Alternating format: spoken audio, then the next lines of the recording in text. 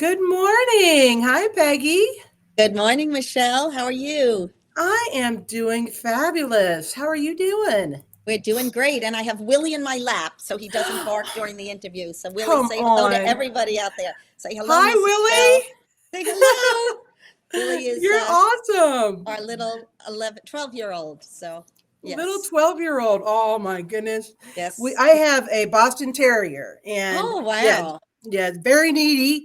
But we Yes, love him very much. yes. Willie's needs to be in my lap so he can participate and enjoy the conversation. Absolutely. So I am going to say good morning to everybody here. Let's see here. Good morning. Good morning. Good morning. Bum, bum, bum, bum, bum. Mm, All right, perfect. Well, we only have 30 minutes, Peggy, so we have Okay. a lot Oh to my get word. into because Oh you my have goodness. so much to tell us. I'm so Oh my excited. goodness. For all these years, I was All these thinking of years. that yesterday and writing things down, thinking, my word. Yeah, I've lived a long time. Thank you, God. We're still here. Grateful, You're exactly. grateful. So Yes. I'm going to start at your earlier days, like way Okay. early, and Okay. let's just dive into it. I'm going All to play a right. video here. Oh boy. Oh boy. Here we go. Let's see. Can you hear it okay? Yes. Okay. There you go. Oh my goodness. It's Staten Island. Oh boy. Message from space. Ginger Rogers off Broadway. Frenchie in Greece, and there's John. Yes, I was flying. Okay, and so I stop right there because I have more that I want to get into. Okay. So let's talk about that. So, Yes. so you started at a young age, tap Well, dancing, and in tell high us about school, oh that. yes, Mhm. I always danced since I was little. And then in Okay. high school, I went to St. Joseph Hill Academy, an all-girls Catholic school Mhm. on Staten Island, New York. And I did dance shows freshman, sophomore year. And then I got Kim McAfee in Bye Bye Birdie. And then I got Ella Peterson in Bells Are Ringing, which Judy Holliday did the movie and the Broadway show. And that was a great, great part. And I played Eileen in the musical version of My Sister Eileen, which was called Wonderful Town. So I got to do some great parts. I'm very grateful for Sister Antonia and Sister Raymond, who were instrumental in Sister Iman cast me when I was just a dancer and thinking I was just going to choreograph. And she said, I want you to audition. And I didn't have a song. And I sang my favorite things a cappella. And I got the part of Kim McAfee. And that was it. Oh And I my was very goodness. scared, and I wanted to quit. And my mother said, you got the part, you got to do it. And once I did it, I loved it. Is And that right? I kind of feel when I look back at things, you know how when you're in the midst of something, you don't realize it may be a little more divinely purposed than you realize. You're just going about Mm-hmm. doing it. And I Mm-hmm. look at it and I think, okay, this is just what I was set out to do. And I had to get that push from Sister Mm-hmm. Iman to say, no, I want you for the lead. And I auditioned, and that's been That what was the I've push, done huh? all my life. Yeah. And you said that you were shy, right? Yes, Yeah. yes. Yeah. How did you get over that? Just by repetition and.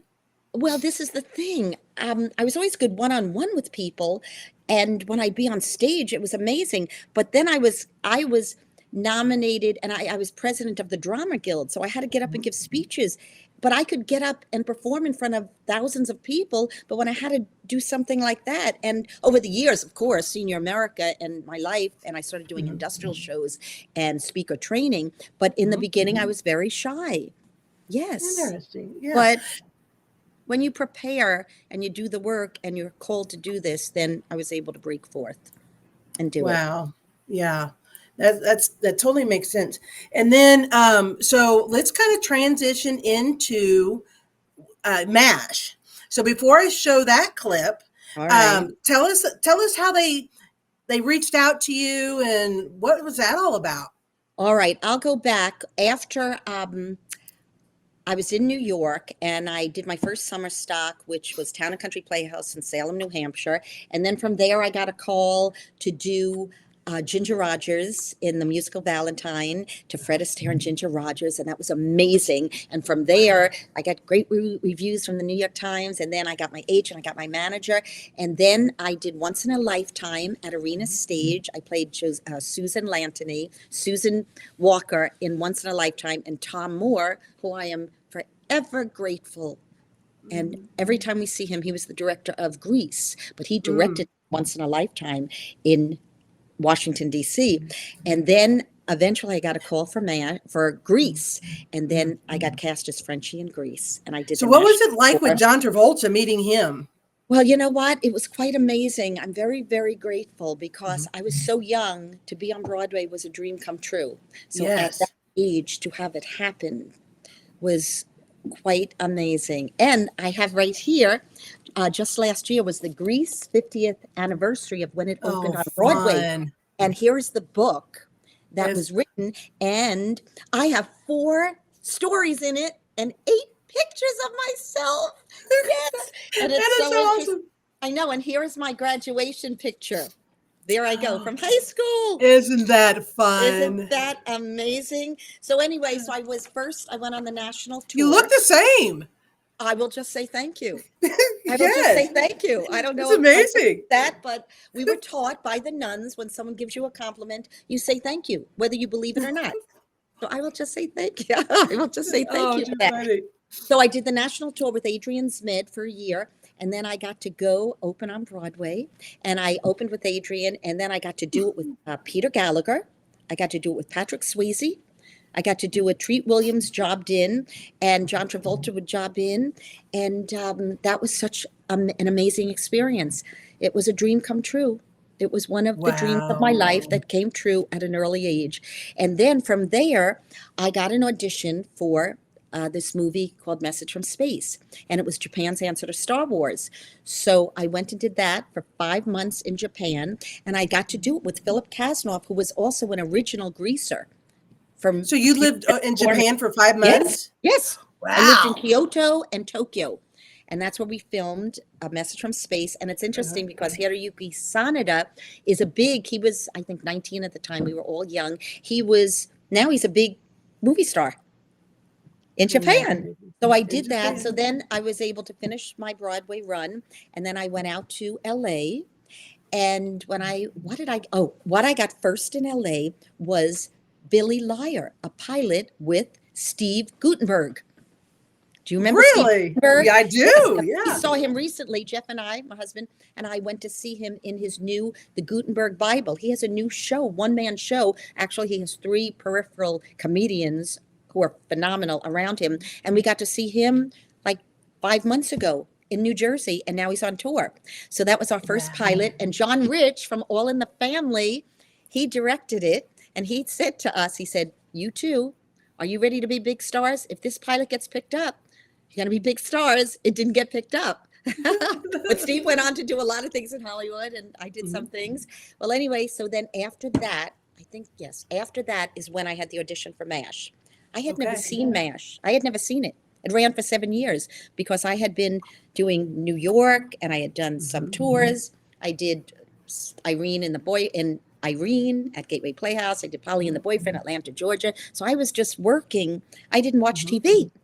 So I had like 3 callbacks and then I called my friend Adrian Smith, who did Grease with me. And I said, "Adrian, would you like to work on this with me? Because I'm up for like a 4th callback for this show." Now, this is really true. He says, "Peg, what show?" I said, "MASH." He said, "It's like the biggest show on TV." I had no idea. Is that wild? I think that is wild. That is really wild because I wasn't really intimidated. I was back taking acting classes. I was studying. So I went in and I had I think 5 calls for that. They were very thorough and I got that. And the first reading, now they had been doing the show for all these years. So when I walked in, I was the new, young New York actress. And they were all like, "Oh, let her sit next to Gary. Let us sit next to," I didn't know who anyone was but Harry Morgan because we watched old movies with our family, my family. Well, let's watch a clip really quick. Okay. You never asked before. Radar, you don't have to impress me. I think you're nice when you're unimpressive. Oh, Radar, you want to dance? No, I don't think I'd better. My bad knee. Radar, I'm a nurse. If anything happens, I can take care of you. Why is everyone watching us? Oh, are they?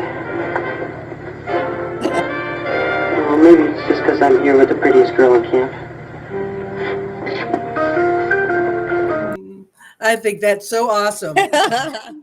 So what was it like working with Alan Alda and Jamie Fair and Walter Eugene?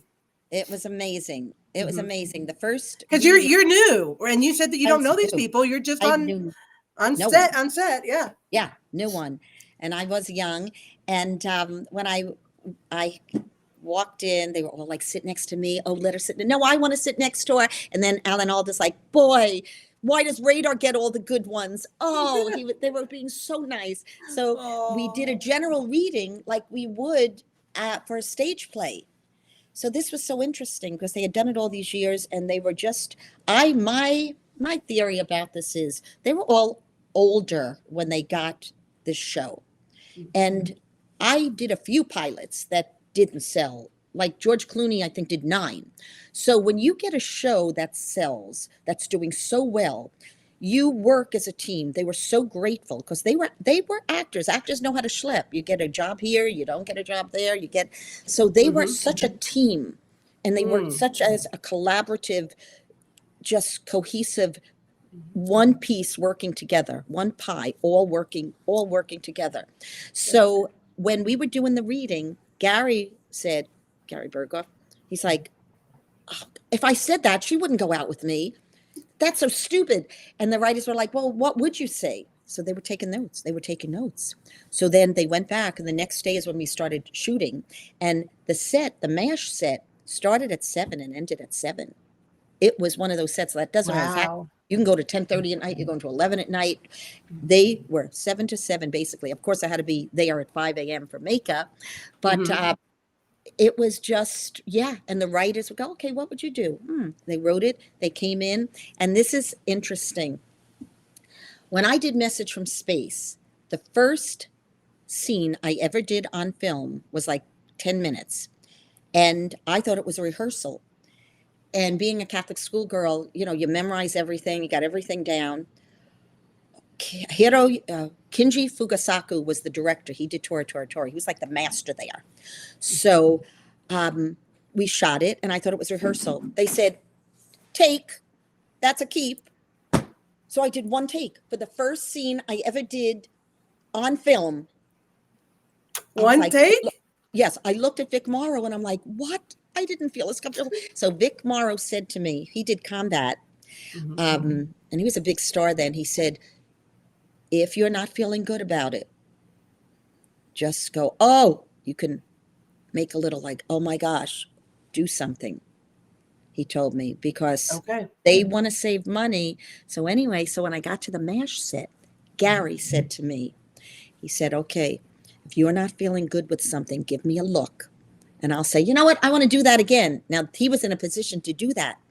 So if ever I felt like I'd give him a look, we just connected immediately. He's like, you know what? Let's do that again. That is amazing. Yes, that you had that support. Yep. Yes. Yeah. And that episode was one nominated for the Emmy that year for the best show. Yeah. That is so amazing. Hotlips is back in town. And the funny thing was, I always thought it won. I thought that year it was best. But I've gone to Grease reunions, and I looked it up, and I'm so glad I didn't tell everybody, because Mary Lou Henner, who is a greaser, she did Marty in Grease before I did it. She was in Taxi, and Taxi won that year over MASH.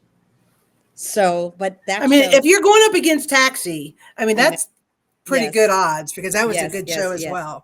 So it was a wonderful experience in every way. They were just so easy. They were just such pros. And I was able to just do the work. It was so relaxing. There was no stress. It was just amazing. Yeah. How did you approach embodying different roles on the stage and on the screen? And then do you have your favorite type of character that you like to play? You know what? I thought you'd ask me that, because people ask about that. I went from doing lots of theater and then just going into film and TV. And for me, it was really easy. I can be, because I did a lot of musical theater in my early days. So I was used to being big on stage. But then in real life, maybe having been shy prior, I could just be genuine and talk. You don't have to be big. You just have to be real. So it was a very easy transition for me. Hmm. Very easy That's transition. Yeah. Yeah. that's great. I didn't have to And bring it down. I just could Mhm, be. And mhm. depends on the character. Some characters are much more gregarious and big. But this is Yes. interesting because when I walked on the set after they did me up in wardrobe, I came out and the director, Charles Dubin, he said, bring her back. Get most of that makeup off. Get the hair in a ponytail. Nope, she's too glamorous. That's not going to be believable. So they sent me back and they took the makeup off. They made me much more, I was just natural. Is that right? They said Now, she downplayed.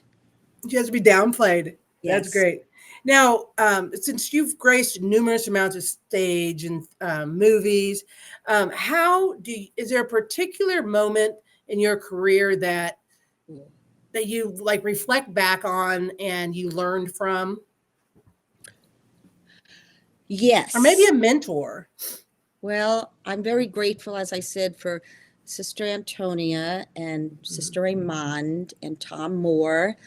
I have lots of other people. Of course, my mom, so grateful for all of her support, my family. Um, you know what was a lesson that yesterday I reminisced, and I haven't really thought about it, but it was very instrumental. Okay, I was in LA, and this was after I did MASH. I did a movie of the week, The Seating of Sarah Burns, the first movie on artificial insemination, and I got called in to the detective school. Was a pilot that was shooting, so I auditioned, and then I got it. So I was sitting in ABC. I'm not going to give the person, the head executive, I'm not giving the name because I looked up and that person is still alive. And I was sitting there ready to go sign the contract for 13 episodes. Mhm. And somehow it was this big office building. And they came in and they said, go call your agent. I didn't have a cell phone then. So I was like, okay. So I went and called my agent. He said, come down to the office. And he said, you're not getting it. Oh, I'm gonna cry wow. now because I was like, what? He was not happy. Someone else got it. And I went home. I cried. I remember I was like fetal crying for 3 days because that was 13 episodes and it was a lot of Wow. money. Mm-hmm. And I got this personal word for me that God just gave me. It's Daniel 12:3. Those who are wise, the people of God, will shine as brightly as the sun's brilliance. And those who turn others to righteousness will glitter like stars forever. Mm. Not all about this. It's not all about this. Okay. So So you had to pick yourself up off the floor. yes, but Mhm. listen what happened. Mm-hmm. So they did in 4 months, because I didn't know. I read it yesterday. They did in 4 months, they did the 13 episodes. And I don't know where it aired or how, if they did it, but they liked it enough. They wanted to shoot it again, a pilot. So guess what happened? They called you. They called me. They got rid of the one who did it. And they called me. And when I walked in to do it, I'll never forget this. The whole cast applauded. Yes. Wow. I did the pilot. I got paid a lot more because the agent was really upset. And then nothing happened with it. That was it.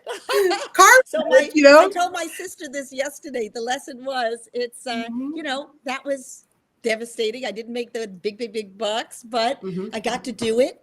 And I got that word that for my whole life I've had. That word is, you know what? We're all in a journey and we all have successes and we all have disappointments and things that we can return.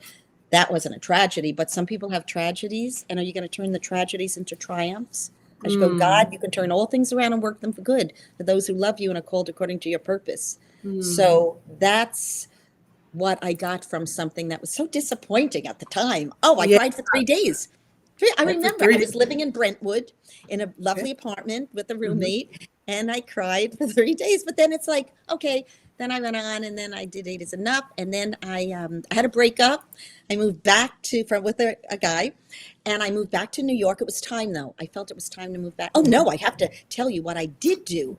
I was there. I auditioned for this show, Gotta Sing, Gotta Dance, and I think we have the poster, Gotta Sing, Gotta Dance. And my dear Pam Kovis, who was the choreographer, I got into it, and I did it with Callaway and the Nicholas brothers and Steve Allen off and on for 15 years. Nice. If you know the Nicholas brothers, here we go. The Nicholas brothers were, if you know Stormy Weather, the big dance duo that they slide down the stair in a split. Those were the Nicholas brothers. I did it with them, and then Callaway, and then when Callaway couldn't do it, Arthur Duncan. So even when I moved back to New York and I did 42nd Street, that's a picture of me doing 42nd Street, I got to do that show for 15 years off and on. I did Bob Hope's party in Palm Springs. They pick us up in the white limo, and I did Davis, I did Charlton Heston, or Roosevelt Hotel. So I always kept up singing and dancing. That show really enabled. And then when I moved back to New York, I did 42nd Street. Then I met my husband doing applause at the Claridge Hotel at Atlantic City. My husband, Jeffrey Hastings Haber, is a fabulous actor, singer, dancer. He's right there. I want to show a clip of him really quick. Yeah. Good. Get in Let's here. show him. Get in here, love. Hi. Let's show it. We're running out of time, so I want to fast forward through and get this adorable. Hold on a minute. Where is it at? This is. Go ahead and introduce. Conversation. Yeah. Let me. I'm gonna pause that. Introduce your husband really quick while I find that clip. That is Mr. Jeffrey Hastings Haberer. And yes, that clip was from Peg of My Heart, a show we wrote, directed with my sister Eileen and Michelle, my dear friend Michelle Risk, Eileen Lee Nelson, and Mickey Rooney and Jan Rooney came out to Branson, where we moved to, and they did the pilot with us in a snowstorm. Mickey Rooney and Jan, he's 89 years old, right? Got out of that snowstorm and 100%. got here. So that's what that is. So tell us while I'm finding your guys' singing duo that I absolutely think it's adorable. So tell us the transition from New York to Staten to like all the way over to Branson. Okay, well, we lived in New York. Our act is Broadway. from Broadway to Hollywood to Branson to Brooklyn to Branson. But we actually met in Atlantic City. Yes. Leave it at that. You go ahead. Wow. And we do original material. Jeff's mom, my mother-in-law, who passed away a few years ago, she wrote all these original beautiful songs, a la Gershwin, Cole Porter, Irving Berlin. So we do original songs in our act, and we do classics like Putting on the Ritz and Pennies from Heaven, Yankee Doodle Dandy. We sing, we tap dance. So we still do that all over. So we are always available, and we do a lot of veterans events, and we do a lot of senior places. We do wineries, we do little theaters, we do big theaters. So that's been a blessing that we can still, when you have your own act, then you don't have to kind of grovel. Yeah, you're exactly right. And I learned that from doing the show Gotta Sing, Gotta Dance. When we got married and found all his mother's material, I'm like, we got to do an act. We've got to do an act. And we've been really fortunate to be able to do that all these years. So we moved when we were in New York. Long story short. How did you meet him? Like go back a little bit. How'd you guys meet? Do you want to come in, huh? No, you. We first day of rehearsal in Atlantic City, the Claridge Hotel, and I saw Jeff, and he's just amazing. And we were dance partners for most of the show. And over those years, we did many shows together. We played opposite in 42nd Street. And right now, we are doing a show, Mike and Mindy's Wild Weekend Jam, which we did at the Players Theater last year. We just did it 2 months ago at 54 Below. And we play husband and wife in this very, very touching show. Our son is a singer, and he's married. They've been married for 10 years and still trying to make it. And we're the couple, we're the parents that are the cheerleaders, you can do it. And then the other parents of our daughter-in-law are the naysayers. Just give it up, move to Jersey, get a big home. Local? Where's this at? Well, right now it's on hold. We did it 2 months ago, and they're waiting for it to reopen somewhere. They're working on producing it, and keep your eyes open. Mike and Minnie's Wild Weekend Jam. It's fabulous. And Bucky Hurd and Tim Lee from the Righteous Brothers wrote the music. How fun. And Okay. we did it off Broadway. I love Here's you this. too. And the big baboon one night in June, he married them, and very soon they went aboard their Abba-Dabba honeymoon. No cheating. Debbie Reynolds, 2 Weeks with Love. She was 17 years old. Her first Hollywood movie catapulted her to stardom. Before Singing in the Rain. Absolutely. Thank you. Okay, how about this one? I always depend upon the kindness of strangers. Vivian Leigh, Streetcar Named Desire. Who did it on Broadway? Jessica Tanday. Very Hello. good. Good. Insanity runs in my family. It practically gallops. Cary Grant, arsenic and old lace, too easy. What do you think I am? Tell me something. Vice versa. Born yesterday. Billy. Judy Holiday. I absolutely love that. Yes. And so you guys have been doing this together for a long time. How long have you been married?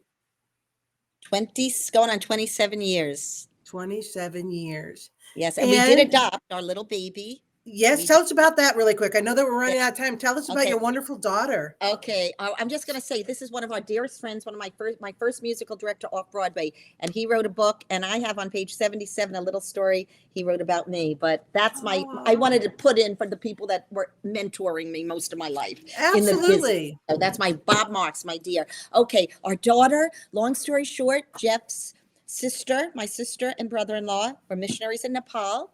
They were able to get children out of Nepal, and they had a baby, and they said, she needs a home.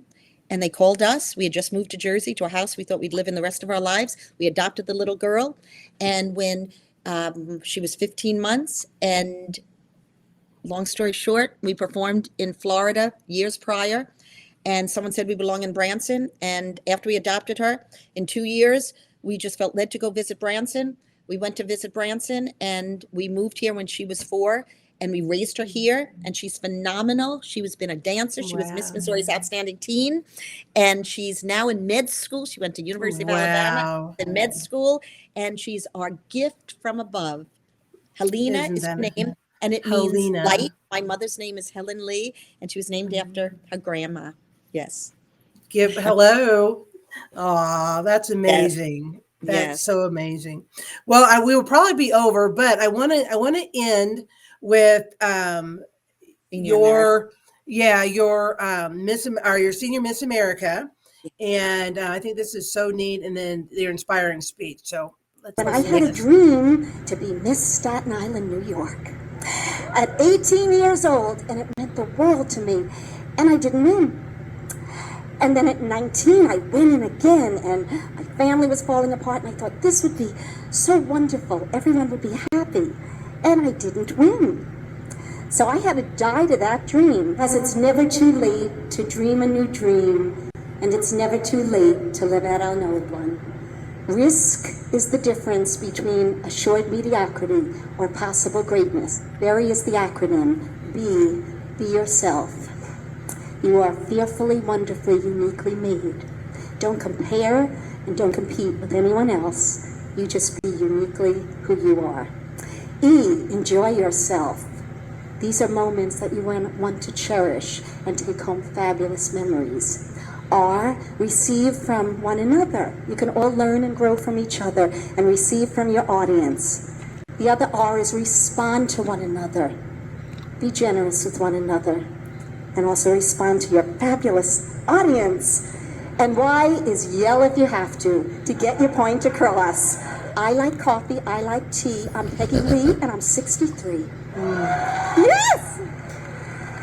So I have been set free. See, we are timeless. Age does not play a significance. It's our experience. Yes. My husband created that acronym BERRY when we were doing speaker training. We've done motivational speaking around the world, and that is the BERRY chart. That's amazing. And I just wanted to have that on our last note, just because it was very inspirational speech and it touched me.